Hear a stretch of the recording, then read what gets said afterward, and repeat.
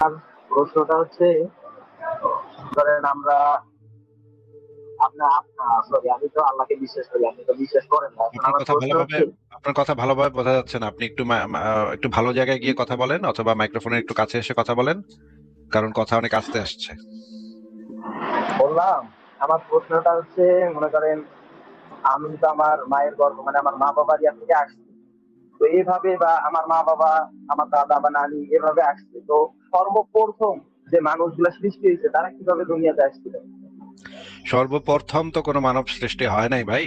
সর্বপ্রথম যে হ্যাঁ, কোনো মানুষ আসলে সৃষ্টি হয় নাই ভাই। হ্যাঁ, বলছেন ভাইরি, বলছেন ভাই। একটু ভালোভাবে বুঝাইলে তো বুঝবো। বোঝা লেগে আর কি আপনার এই প্রশ্নটা করছি, এখন বলেন। আচ্ছা, মানুষের যে উদ্ভব, সেই মানুষের উদ্ভবের পেছনে অনেকগুলা গবেষণা করা হয়েছে। হ্যাঁ, বিভিন্ন ধরনের গবেষণা করা হয়েছে। এই গবেষণাগুলোতে দেখা গেছে, অনেক পরীক্ষা নিরীক্ষা করা হয়েছে, অনেক গবেষণা করা হয়েছে। তো তারপর এখন এখন হচ্ছে আমরা যে মানুষের যে উদ্ভব, সেই মানুষের উদ্ভব সম্পর্কে অনেক ধরনের প্রাচীন উপকথা গুলা শুনে শুনে বড় হয়েছি। আমরা যখন ছোট ছিলাম তখন আমিও শুনছি যে আদম হাওয়ার কেচ্ছা।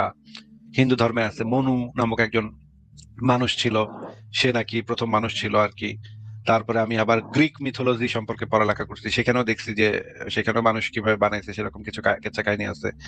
চীনের কিছু উপকথা আছে, সেখানেও আমি দেখছি যে এরকম মানুষের কাহিনী আছে। তো এই যে উপকথাগুলা, ধর্মীয় উপকথাগুলা যখন আমরা পড়ছি, তখন আমরা দেখছি যে আসলে এই ধর্মীয় উপকথাগুলা যেগুলা বিভিন্ন ধর্মগ্রন্থে লেখা আছে, এইগুলা সম্পর্কে বাস্তবে কোনো প্রমাণাদি নাই। মানে বাস্তব কোনো প্রমাণ নাই। এগুলা হচ্ছে শুধুমাত্র প্রাচীন কালের মানুষের অন্ধবিশ্বাস। এইগুলা কিছু মানুষ বিশ্বাস করে, যারা মুসলমান তারা বিশ্বাস করে আদম হাওয়া। কিছু মানুষ আছে হিন্দু, তারা বিশ্বাস করে মনু, শতরূপা। তারপরে যারা চীনের অধিবাসী তারা আবার অন্যরকম বিশ্বাস করে, যারা হচ্ছে মনে করেন ইহুদি তারা আবার অন্যরকম বিশ্বাস করে, তারা যারা হচ্ছে আফ্রিকার জঙ্গলে থাকে তারা, তাদের আবার বিশ্বাস অন্যরকম। কিন্তু তাহলে আমাদের সত্য জানার উপায়টা কি? আহ মানে হ্যাঁ, আসলে কোনটা, আসলে ঘটনাটা কি, আসলে মানুষ আসলে কেমনে আইলো, এই সত্যটা জানার উপায়টা কি? এক একজন তাকে কথা কইতাছে, তাই না? এখন এগুলোর ভিতরে কোনোটারই আবার কোনো প্রমাণ দিতেছে না কেউ। এরা কইতাছে যে এটারে বিশ্বাস করুন লাগবো, এটা যেহেতু আমাকে গ্রন্থে লেখা আছে এই তো বিশ্বাস করুন লাগবো। এইরকম যদি বলে তাহলে তো ভাই এটার বিশ্বাসযোগ্যতা থাকে না, তাই না? যদি আমার মানে জোর জবরদস্তি করে যে তোর বিশ্বাস করানো লাগবে, তুই মুসলমান পরিবারে জন্মাইছস, তাহলে তুই তো মুসলমানের পোলা, তাহলে তো তোর তো বিশ্বাস করানো লাগবে আদম হাওয়া, তাহলে তো তুই বিশ্বাস করস না কেন? এটা যদি আমার বলে তাহলে তো আমি তো এটাতে আস্থা রাখতে পারি না। কারণ হচ্ছে সত্য নির্ণয়ের মাপকাঠি তো এটা হইতে পারে না যে আমি কোন পরিবারে জন্মাইছি, নাকি ভাই? আপনি কি বলেন? হ্যাঁ, ঠিক আছে। এখন আমি আপনাকে জিজ্ঞেস করছি, আসলে আপনি কোনটা এটাতে মনে করেন, যাবো, আমি তো সেটাতে জানি। যাবো ভাই, স্টেপ বাই স্টেপ সেটাতে যাবো। আপনি আগে যেগুলা বলতেছে সেগুলো আগে ভালো করে শুই না বোঝেন, তারপরে না, আমি আমি এক বুঝছি। লাফে এক লাফে মগডাল উঠছেন না ভাই। প্রত্যেকটা জিনিস শেখার জন্য একটা স্টেপ আছে, সেই স্টেপ গুলা পার হয়ে হয়ে সেই পর্যন্ত যেতে হয়। আপনি যদি এক লাফে মগডালে উঠতে চান তাহলে তো এক লাফে মগডালে আপনি উঠতে পারবেন না, তাহলে পড়ে যাবেন ধাপ করে নিচে। ঠিক আছে ভাই? জি ভাই, বুঝছি, আপনি বলেন। আচ্ছা, এখন আমরা যে এই জিনিসগুলা জানলাম, শুনলাম, বিভিন্ন ধর্মগ্রন্থতে দেখলাম, এইগুলা নিশ্চিত জ্ঞান হিসেবে আমরা একসেপ্ট করার উপায়টা কি হইতে পারে? উপায়টা হইতে পারে আমরা বিভিন্ন পরীক্ষা নিরীক্ষা গবেষণা করে টেস্ট করে দেখব যে কোন বক্তব্যগুলা সত্য, কোন বক্তব্যগুলা ভুল। এই টেস্ট করার জন্যই আমাদের কাছে একটা পদ্ধতি আমরা তৈরি করলাম, সেই পদ্ধতিটাকে বলা হয় বৈজ্ঞানিক পদ্ধতি। বৈজ্ঞানিক পদ্ধতি হলো এমন পদ্ধতি যে পদ্ধতিটা দিয়ে আমরা বিভিন্ন জিনিস টেস্ট করে দেখতে পারি।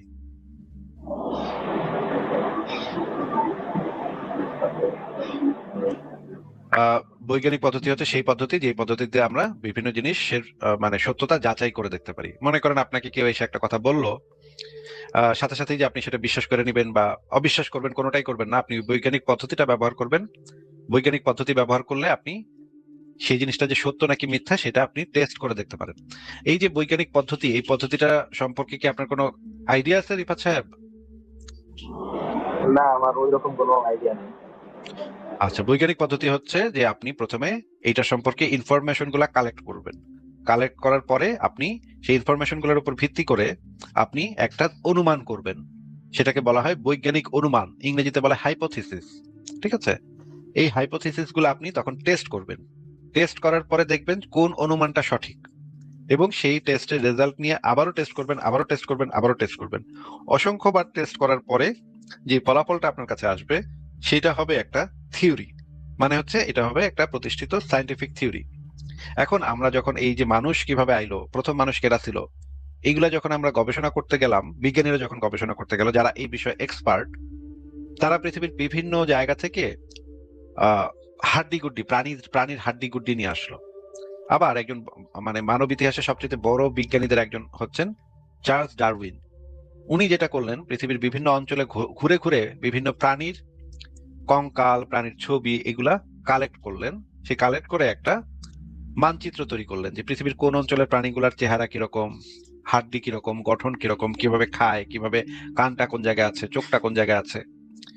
এরপরে সেই ডারউইন বললেন যে এই প্রাণীগুলা যখন একটা পরিবেশ থেকে আরেকটা পরিবেশে যায় তখন তাদের ভিতরে কিছু পরিবর্তন ঘটে।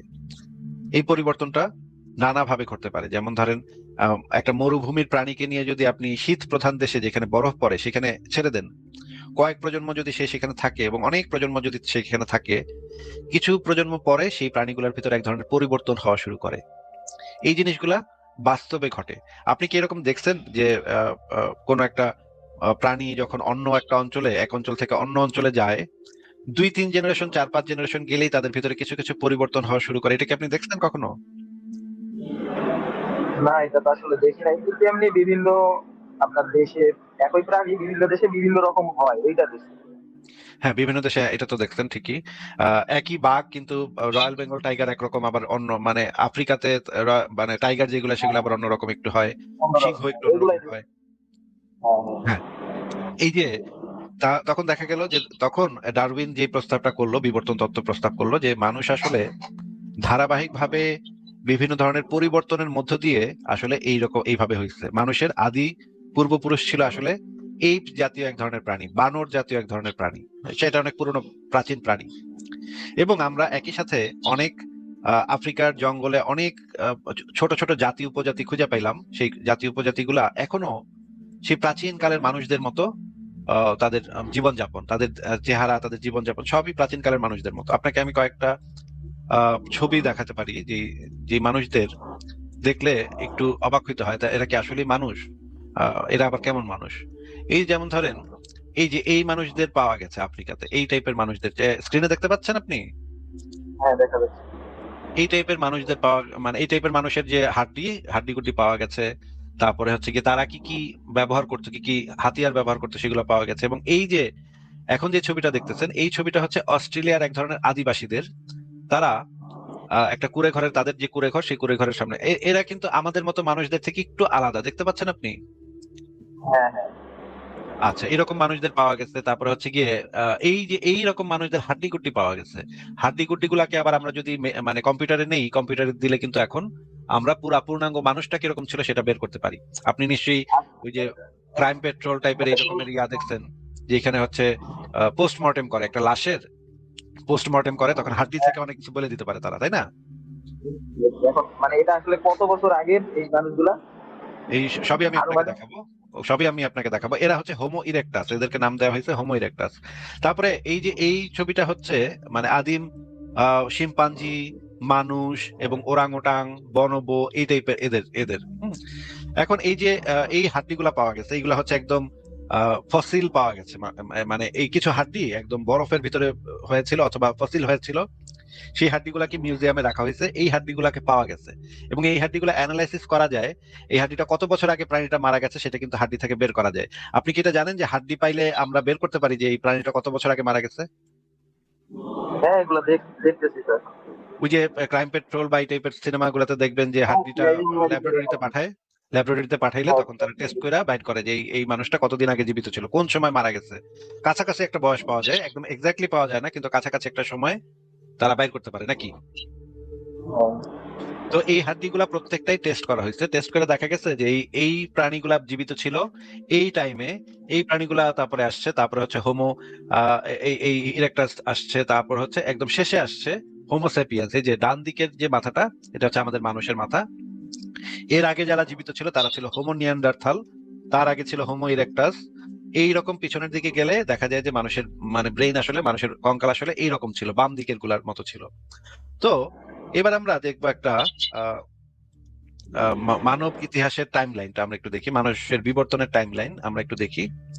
প্রথমে আমরা যে বৈজ্ঞানিক যে গবেষণাগুলো করা হয়েছে সেই বৈজ্ঞানিক গবেষণাগুলো থেকে এই জিনিসগুলো বের করা হয়েছে যে মহাবিশ্ব কতদিন আগে, মানে মহাবিশ্ব সম্প্রসারণ শুরু হয়েছে কতদিন আগে, পৃথিবী নামক গ্রহটার উৎপত্তি হয়েছে কতদিন আগে, চাঁদের উৎপত্তি হয়েছে কতদিন আগে, এগুলো সবই মোটামুটি এখন মানুষ বের করতে পারছে।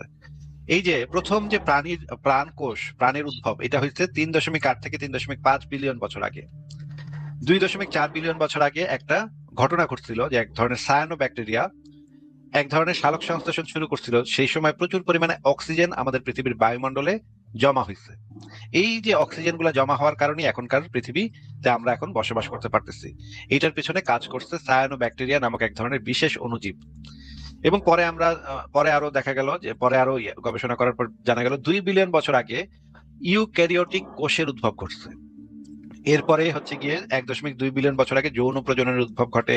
600 মিলিয়ন বছর আগে বহুকোষী প্রাণীর উদ্ভব ঘটে। তারপরে এই এত বছর আগে এটা ঘটে। তারপর হচ্ছে ক্যাম্ব্রিয়ান বিস্ফোরণ ঘটে। প্রথম স্থলজ উদ্ভিদ এবং ছত্রাক তৈরি হয়, মানে মানে মাটিতে প্রথম গাছপালা তৈরি হয় এই সময় 470 মিলিয়ন বছর আগে। এরপরে 430 মিলিয়ন বছর আগে প্রথম চোয়ালযুক্ত মাছের উদ্ভব ঘটে। এরপর 420 মিলিয়ন বছর আগে ডাঙায় প্রথম এক ধরনের প্রাণী আসা শুরু করে। তারপরে 375 মিলিয়ন বছর আগে মাছ থেকে ডাঙার প্রাণীতে রূপান্তর হওয়া শুরু করে। এখনো সেগুলো আপনি দেখতে পাবেন যে যেগুলাকে উভচর প্রাণী বলে, এগুলা ডাঙা থেকে মাছ মানে পানি থেকে ডাঙায় আসা শুরু করছিল। এই প্রথম উভচর এবং মেরুদণ্ডী প্রাণী শুরু হইলো সেই সময়।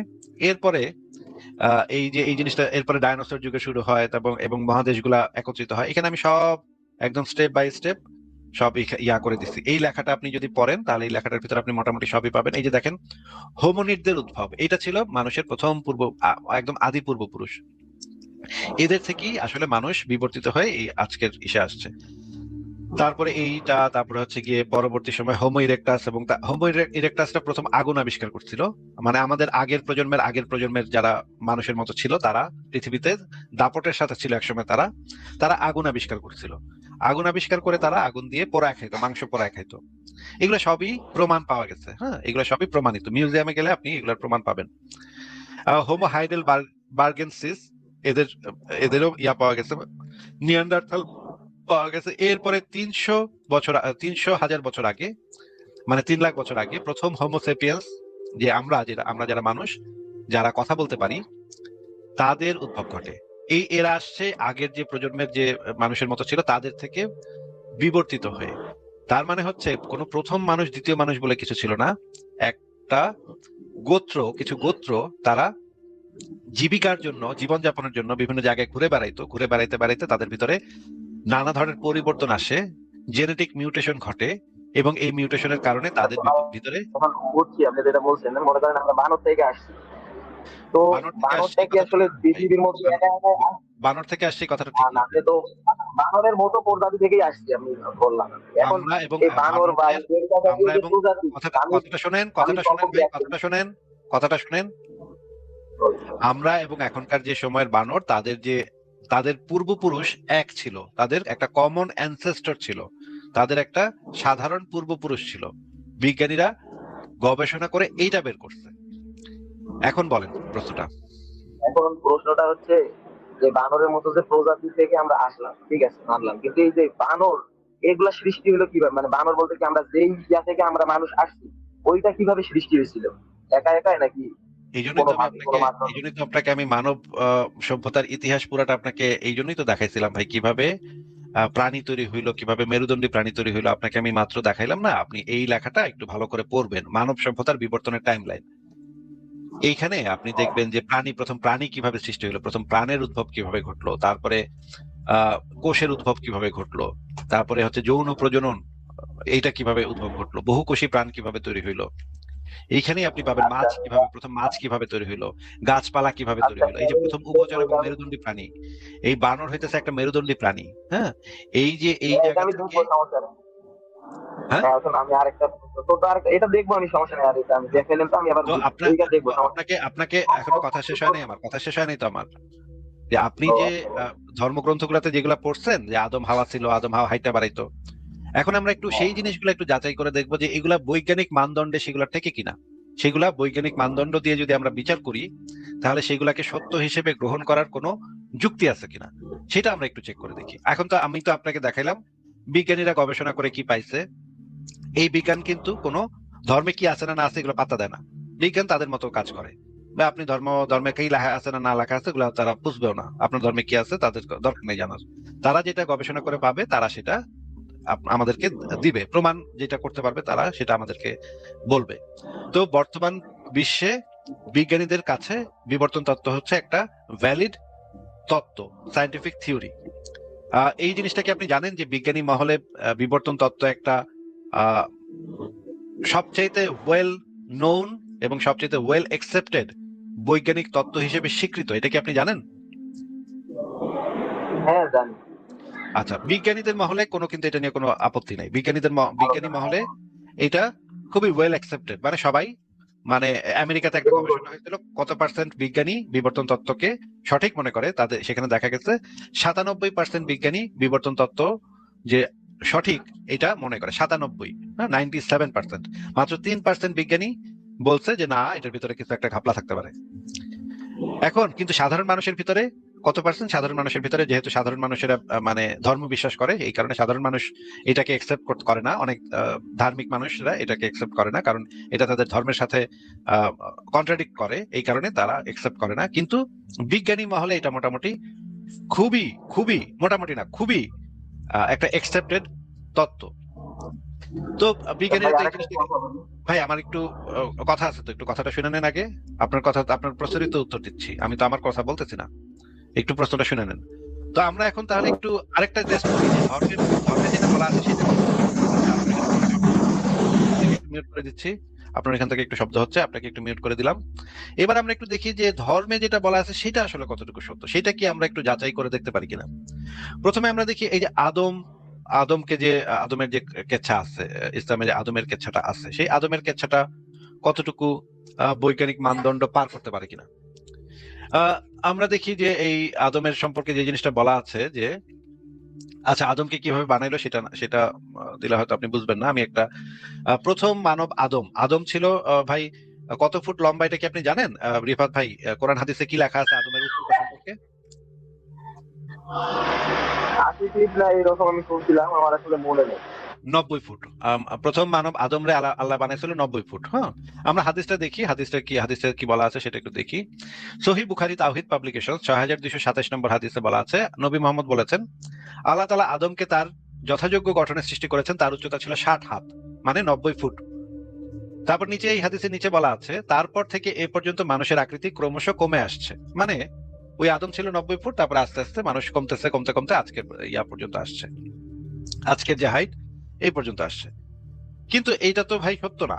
আমরা তো এখন পর্যন্ত 10-12 ফুট লম্বা কোনো মানুষ এই পর্যন্ত, মানুষের যে ফসিল কি বোঝেন এটা রিফাত ভাই? না ভাই না, বুঝি না। ফসিল হচ্ছে যে মনে করেন প্রাচীন কালে মনে করেন একটা ডাইনোসর মারা গেছে, ডাইনোসরের কঙ্কালটা মাঝে মাঝে ফসিল হয়ে যেতে পারে।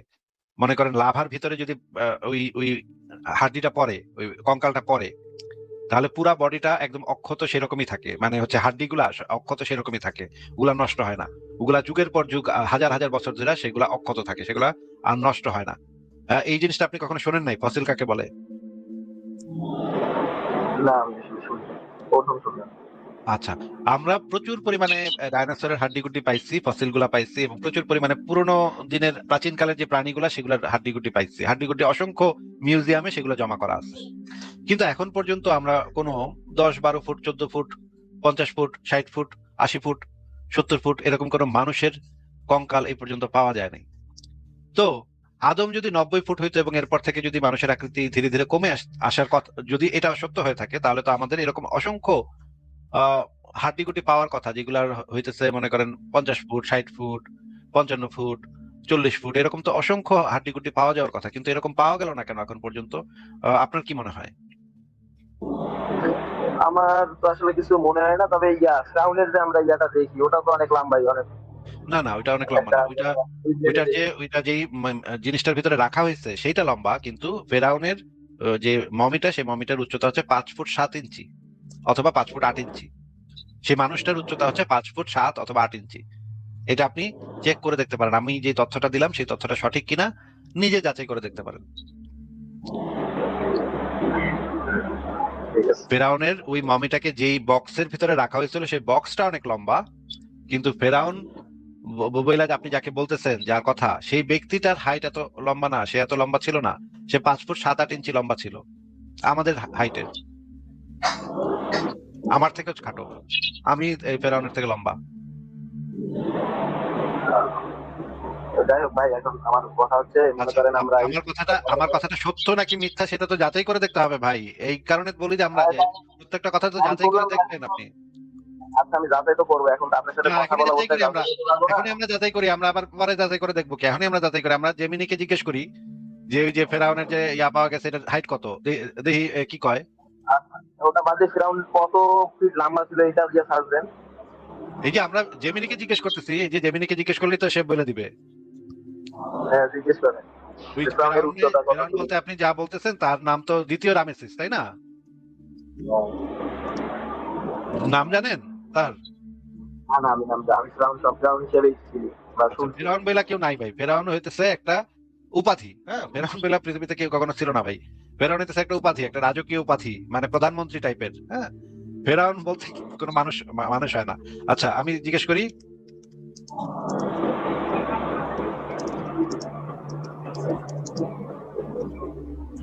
আচ্ছা আমি জিজ্ঞেস করলাম দ্বিতীয় রামেসিসের উচ্চতা কত ছিল, দেখি সে কি বলে। 5 ফুট 7 অথবা 8 ইঞ্চি এরকম, আমার যতদূর মনে পড়ে। আমরা দেখি, এই যে দেখেন, প্রাচীন মিশরের শক্তিশালী ফারাও দ্বিতীয় রামেসিসের উচ্চতা সম্পর্কে সঠিক তথ্য পাওয়া যায় তার মমির ফরেন্সিক এবং নৃতাত্ত্বিক পরীক্ষার উপরে। এই যে দেখেন, এখানে বলা হচ্ছে জীবিত অবস্থায় তার উচ্চতা ছিল 170 থেকে 173 সেন্টিমিটার, 5 ফুট 7 থেকে 5 ফুট 8 ইঞ্চি।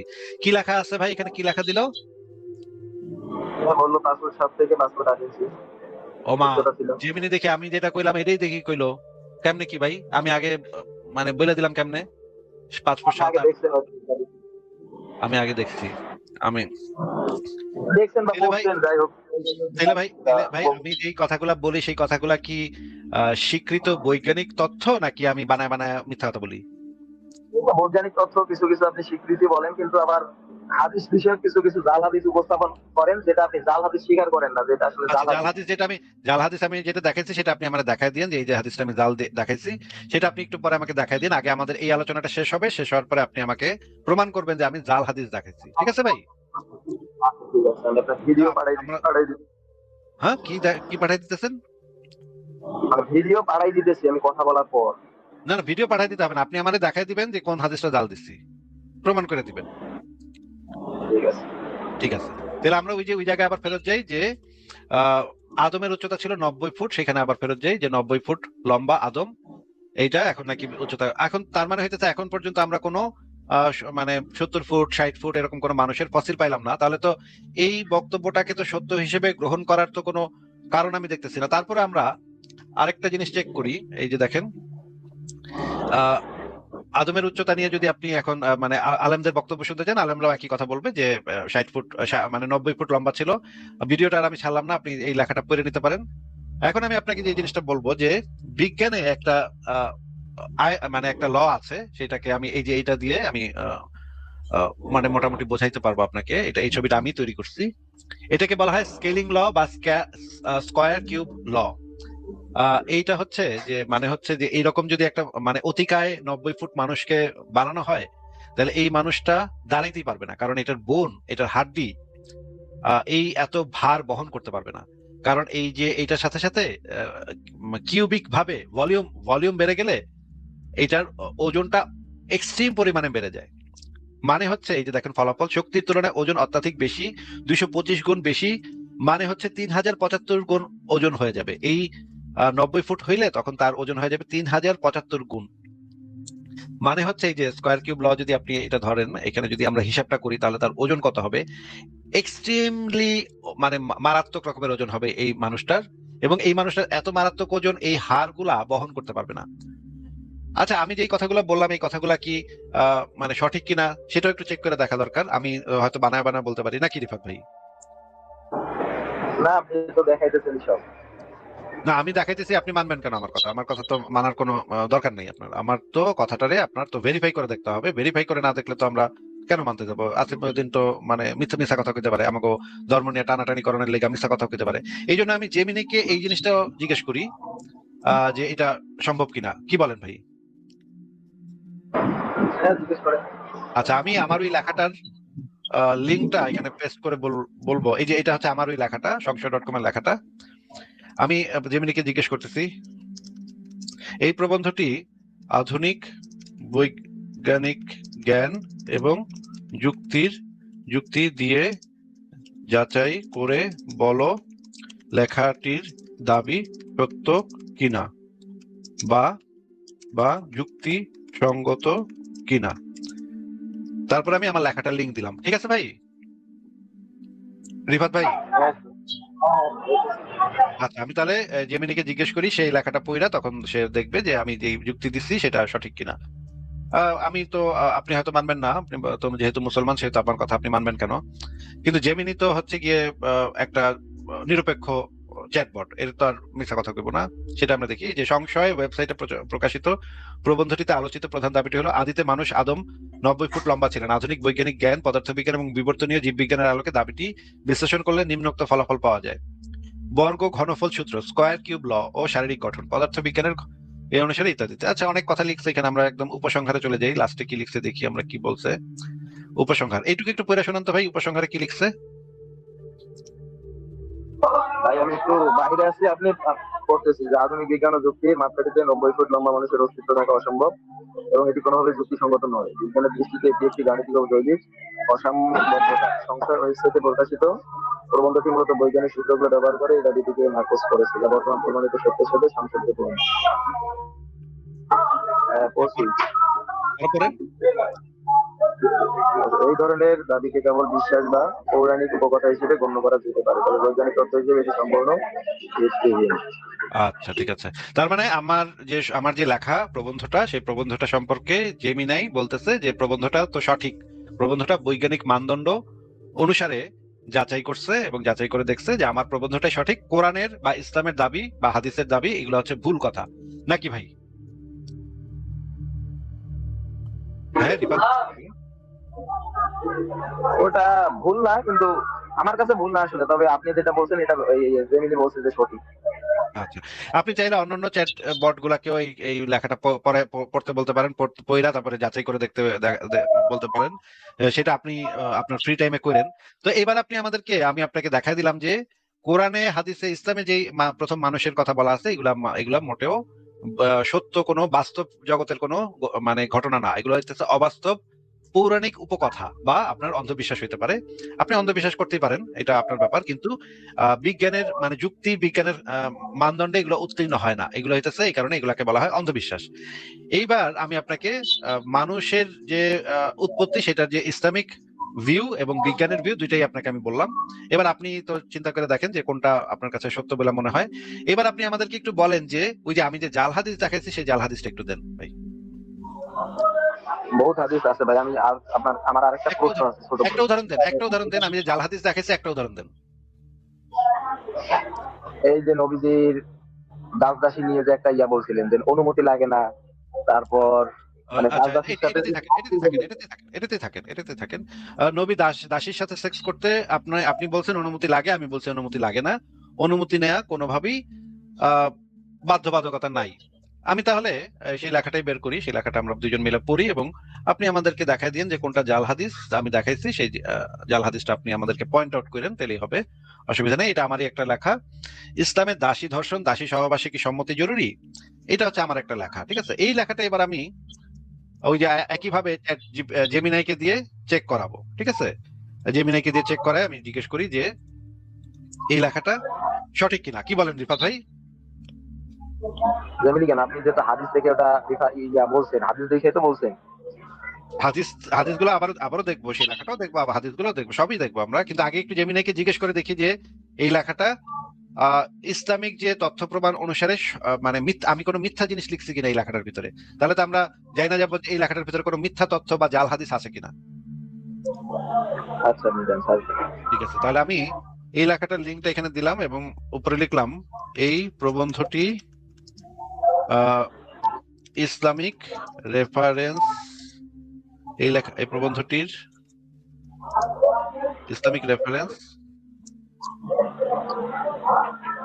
গুলো যাচাই করে বলো রেফারেন্স গুলো ভ্যালিড ইসলামিক রেফারেন্স কিনা, নাকি এই প্রবন্ধে কোনো জাল হাদিস বা মিথ্যা তথ্য দেয়া হয়েছে। সব ইসলামিক সোর্স যাচাই করে একদম বায়াস মুক্ত উত্তর দিবে। ঠিক আছে ভাই, আমার প্রশ্ন ঠিক আছে? আর কিছু অ্যাড করতে হবে প্রশ্নে বলেন। না আচ্ছা, আমি তাহলে দিলাম, দেখি কি বলে। এই লেখাটার ভিতরে কোনো মিথ্যা তথ্য, জাল হাদিস বা অসত্য বা কোনো গোপন করা এগুলা কিছু আছে নাকি? এবার আপনি একটু পড়েন তো কি লিখছে ভাই। দাসী সহবাসী দাসী সম্মতের প্রয়োজন আছে শীর্ষক প্রবন্ধিত প্রধান ভিত্তিতে প্রদত্ত ইসলামিক তথ্য এবং রেফারেন্স গুলো যাচাই করে নিচে একটি বিশ্লেষণ উপস্থাপন করা হলো।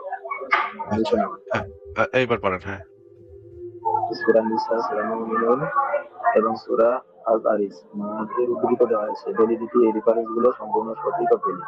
কোরআনের এই আয়াতগুলোতে মা মালাকাত আইমানুকুম বা যুদ্ধবন্দী দাসীদের সাথে বৈবাহিক চুক্তি ছাড়াই যৌন সম্পর্কের বৈধতা দেওয়া হয়েছে। তারপর কি তাফসীর ইবনে কাসির বাবার একটু জুম করা যায় না? আচ্ছা, আর জুম করলে তো একটু ভেঙে যায়। আচ্ছা দাঁড়ান একটু, আর একটু জুম করলে ভেঙে যায় ভাই। এইটুকি সর্বোচ্চ জুম, এর থেকে বেশি জুম করা যাবে না ভাই। পড়েন এখান থেকে। তাফসীর ইবনে কাসির তাবারি এবং জালাইলের মতো নির্ভরযোগ্য তাফসীরগুলোতে এই আয়াতগুলো ব্যাখ্যায় স্পষ্টভাবে বলা হয়েছে যে একজন মালিক তার দাসীর সাথে সহবাস করতে পারেন এবং তার জন্য বিবাহের প্রয়োজন নেই। এখানে বলছে যে তার জন্য মানে বিবাহের প্রয়োজন ছাড়া সহবাস করতে পারবে, কিন্তু ওই মহিলার যে অনুমতি নিতে হবে না, সেটা আসতেছে ভাই, একটু ধীরে ধীরে পড়তে থাকেন, তারপরে এটা তো আসতেছে। হ্যাঁ, এবার পড়েন। মূলত সহিহ বুখারী এবং সহিহ মুসলিমের কয়েকটি হাদিস উল্লেখ করা হয়েছে, বিশেষ করে কি ওতাস যুদ্ধ এবং আজল বীর্যপাত বাইরে ঘটান সংক্রান্ত হাদিস। ওতাস যুদ্ধের বন্দিনী সহিহ মুসলিমের হাদিস অনুযায়ী ওতাস যুদ্ধের পর সাহাবীগণ মুসলিম মুশরিকদের বিরোধী স্ত্রীদের যারা বন্দী ছিল তার সাথে সহবাস করতে ইতস্তত বোধ করছিলেন। তখন সূরা নিসার 24 নম্বর আয়াত নাযিল হয়, যা মালিকানা লাভের পর তাদের সাথে সহবাস বৈধ করে দেয়। আজল সংক্রান্ত হাদিস যুদ্ধের সময় বন্দী নারীদের সাথে সহবাস এবং আজল করা নিয়ে সাহাবীদের প্রশ্নের উত্তর সংক্রান্ত হাদিসটি সহিহ বুখারীতে বিদ্যমান। আচ্ছা, এবার যাচাই অংশটুকু পড়েন। সেই পর্যায়ের এবং সুন্নি ইসলামী স্কলারদের মতে এগুলো প্রশ্নাতীতভাবে প্রমাণিত। প্রবন্ধে কোনো জাল হাদিস ব্যবহারের প্রমাণ পাওয়া যায়নি। আচ্ছা, এবার পড়েন ফিকহ বা ইসলামী আইন শাস্ত্রের উদ্ধৃতি, এটা পড়েন। শাস্ত্রীয় অবস্থান শাস্ত্রীয় ইসলামী ফিকহ গ্রন্থগুলোতে এই উপরের লাইনটা পড়েন। প্রবন্ধে দাবি করা হয়েছে, উপরের লাইনটা পড়েন। প্রবন্ধে দাবি করা হয়েছে যে ইসলামী আইনে দাসী সম্মতের বিষয়টি সহবাসের জন্য শর্ত নয়। দাসী সম্মতের বিষয়টি সহবাসের জন্য শর্ত নয়। শাস্ত্রীয় অবস্থান শাস্ত্রীয় ইসলামী ফিকহ গ্রন্থগুলোতে যেমন হিদায়াত আল ইয়ামিন ও বা মালিকানাকেই যৌন সম্পর্কের বৈধতা হিসেবে গণ্য করা হয়েছে। এখানে দাসীর পৃথক সম্মতি বা অনুমতি নেওয়া আইনি বাধ্যবাধকতা হিসেবে উল্লেখ করা হয়নি। হ্যাঁ, এরপর পড়েন। মালিকানা বনাম সম্মতি ইসলামী আইন শাস্ত্র অনুযায়ী বিবাহের ক্ষেত্রে ইজাব ও কবুল প্রয়োজন হলেও দাসীর ক্ষেত্রে শুধুমাত্র মালিকানা থাকলেই সহবাস বৈধ। আধুনিক আইনি সংজ্ঞায় একে সম্মতি বলা কঠিন, কারণ দাসপ্রথায় দাসের নিজস্ব স্বাধীন ইচ্ছা আইনিভাবে স্বীকৃত ছিল না। আচ্ছা, ঠিক আছে, পড়েন। তথ্যের সত্যতা বস্তুনিষ্ঠতা পড়েন। প্রবন্ধটিতে কোনো মিথ্যা তথ্য বা বানোয়াট রেফারেন্স দেওয়া হয়নি, তবে প্রবন্ধের সুর বা উপস্থাপনা সমালোচনায় ধর্মীয় হতে পারে। কিন্তু রেফারেন্স হিসেবে ব্যবহৃত প্রাথমিক উৎসগুলো যেমন কোরআন, সহিহ হাদিস এবং ক্লাসিক্যাল ফিকহ গ্রন্থ সবই ঐতিহাসিকভাবে স্বীকৃত নির্ভরযোগ্য। হ্যাঁ, পড়েন। প্রবন্ধটি মূলত সম্মতি এবং সহবাসের উপর গুরুত্ব দিয়েছে, তবে এটি উল্লেখ করা প্রয়োজন যে ইসলামী আইনে দাসীর সাথে সহবাসের ক্ষেত্রে কিছু বিধিনিষেধ ছিল, যেমন একজন নতুন দাসী লাভের পর অন্তত একটি মাসিক ঋতুস্রাব হওয়া পর্যন্ত অপেক্ষা করা বাধ্যতামূলক ছিল, যাতে নিশ্চিত হওয়া যায় সে গর্ভবতী কিনা। যদি মালিকের সন্তান জন্ম দিত তবে তাকে আর বিক্রি করা যেত না এবং মালিকের মৃত্যুর পর সে স্বয়ংক্রিয়ভাবে মুক্ত হয়ে যেত। আচ্ছা, ঠিক আছে, এবার একটু উপসংহারটা পড়েন। ইসলামিক রেফারেন্সগুলো সঠিক এবং ভ্যালিড। এতে কোনো জাল বা বানোয়াট হাদিস পাওয়া যায়নি। প্রবন্ধটির মূল দাবি অর্থাৎ ইসলামী আইনি কাঠামোতে দাসীর সাথে যৌন সম্পর্কের জন্য তার সম্মতির কোনো আইনি বাধ্যবাধকতা নেই। তারপরে তারা ধ্রুপদী ইসলামী আইন এবং নির্ভরযোগ্য হাদিস দ্বারা সমর্থিত। এটি কোনো বিদ্বেষমূলক মিথ্যাচার নয়, বরং ইসলামী ইতিহাসের একটি স্বীকৃত আইনি এবং সামাজিক বাস্তবতার বিবরণ। আচ্ছা, তার মানে জেমিনাইও বলতেছে যে এই প্রবন্ধে যে জিনিসগুলো বলা আছে সেগুলো ইসলামী আইনে একদম শাস্ত্রীয় ভাবে একদম স্বীকৃত আইন ইসলামের, যে দাসীর ক্ষেত্রে সম্মতি নেওয়ার কোনো প্রয়োজন নাই। দাসীর ক্ষেত্রে তো নাই, এমনকি স্ত্রীর ক্ষেত্রে সম্মতি নেওয়ার কোনো প্রয়োজন নেই। এবার আমরা আবারও সেই প্রবন্ধটাতে ফেরত যাই এবং প্রবন্ধটাতে ফেরত গিয়ে সেই প্রবন্ধটার রেফারেন্স গুলো এবার আমরা একটু চেক করি যে আমি আমার প্রবন্ধে কি কি রেফারেন্স দিয়েছি সেগুলো আসলে ভ্যালিড কিনা। এবার আমরা এই গ্রন্থটা দেখি, রওজাতুত তালেবিন। এটা হচ্ছে ইমাম নববীর নাম তো শুনছেন নিশ্চয়ই আপনি, নাকি ভাই? এটা হচ্ছে ইসলামের ইতিহাসে সবচেয়ে নির্ভরযোগ্য আইনি গ্রন্থ, যার রচয়িতা হচ্ছে ইমাম নববী। যদিও তিনি শাফি মাযহাবের লোক ছিলেন, কিন্তু এই গ্রন্থটা সমস্ত মাযহাবেই পাঠ্য।